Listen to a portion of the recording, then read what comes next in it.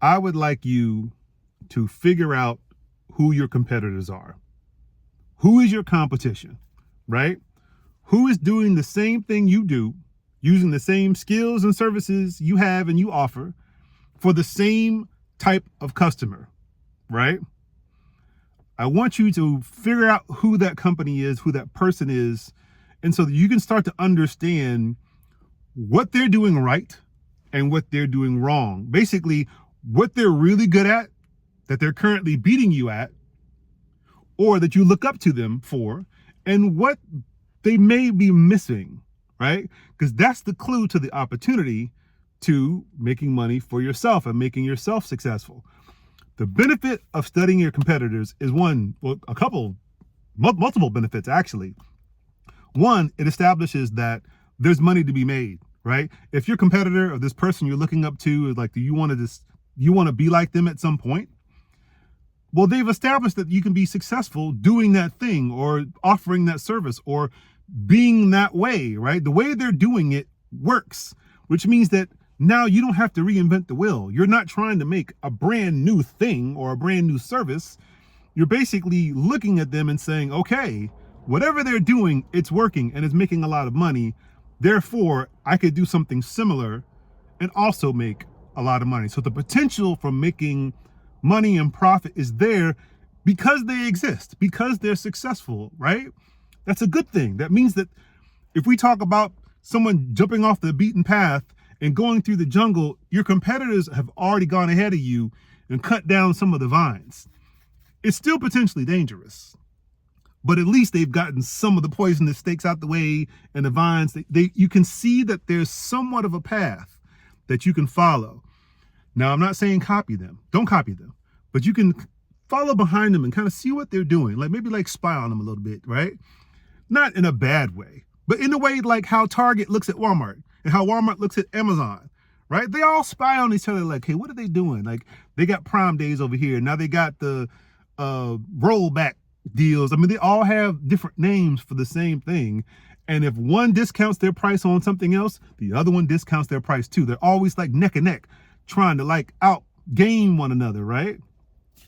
But they're very much aware of what their other people are doing because they know if they can catch you and make you decide to choose them over Target or them over Amazon, right? Then they win. They get the customer's dollars. The customer only needs one TV. So if they have 3 different places to buy the TV, what would make you buy from Walmart versus Amazon versus Target? Well, Walmart might say, we'll match the price, but you can buy it today and walk away with your TV today. You don't have to wait for Amazon to ship it to you. Do you get what I'm saying?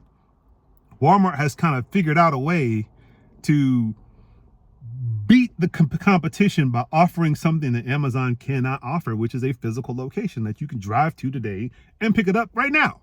You get what I'm saying? So if the big game is coming up and everybody wants to watch the big game, Walmart is your better option, right? So that's kind of how you're wanting to think about this. If there's a competitor or a person that does something similar to what you do, let's say you're a wedding photographer, right? And you're just starting and you don't know how much to charge, you don't know how to really package your service, well, just look online. Look at other people in your area, maybe outside of your area, maybe someone that is kind of like presenting their service the way you'd like. All you'd have to do is just emulate, don't copy, but follow in the path. Maybe have something similar, have similar font, have a similar way of presenting things. And down the line, you'll start getting more your own way because you'll see opportunities that they're not taking advantage of, right? Really study them to understand what they're doing right.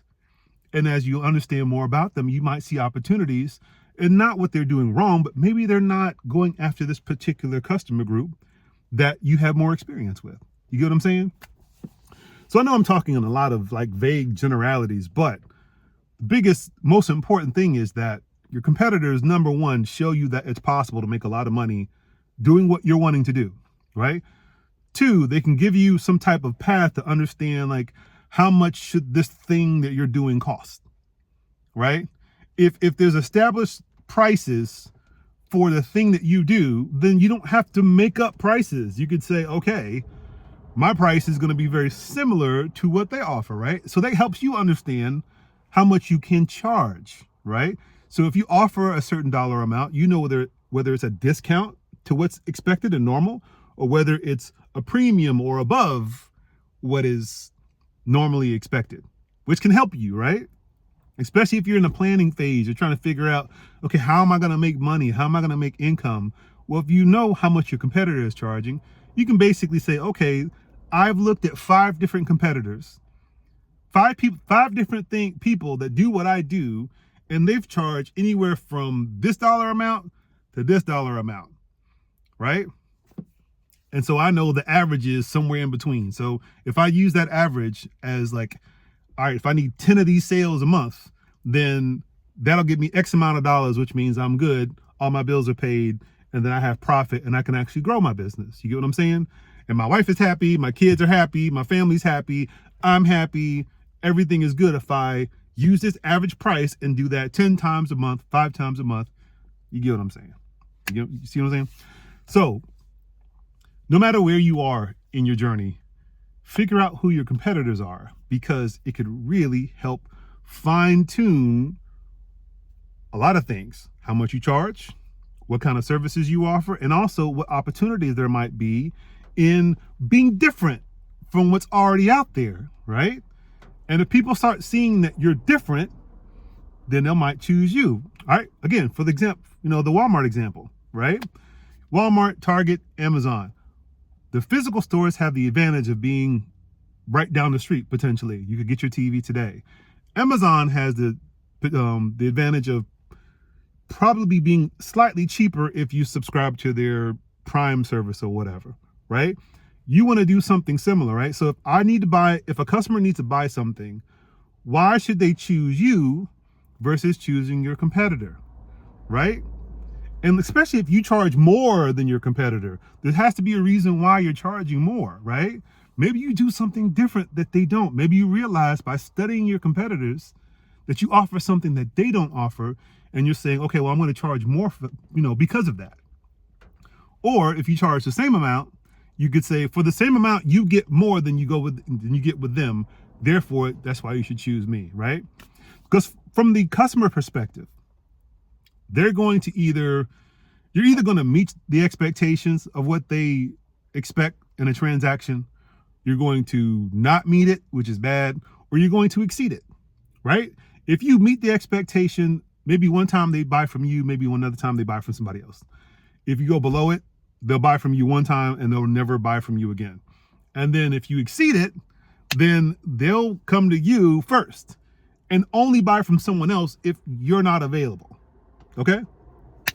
So I think that's about it. I just wanted to kind of go over that. Like, it's really helpful for you to know who your competitors are, who your competition is, why they do the thing they do, why they use the colors and the fonts and the presentation they do. Like, why do they do that? Who are they going after? They're going after the same people you go after, but like they're doing it in a certain way. Like, list like 5 of them. Go online, type in what you do, find people in your area to do the exact same thing. Study them, study the prices, study like who they serve, study like how do they give the service to the client? Is there a deposit involved? Do they have to pay up front? Do they get invoiced? Try to match that expectation so the customer doesn't have an interruption when they use you, right? It's not a new weird experience. It's just a new vendor, but the same general experience. Again, not meant to copy, but just to emulate it to where the customer has a very familiar or there's no surprises from their end, right? You're offering something in a way that they understand. And so when they use you, they're just happening to use you, and they pay the same way that they paid these other people, right? So I think that's about it. If you have any questions, put them in the comments. But I think I am going to make another video about how much to charge, because that you use your competition's info and their strategies to basically figure out how to make your fees work for you. Okay? But that'll be another video, probably tomorrow. All right? Y'all take it easy. Have a good day. Bye.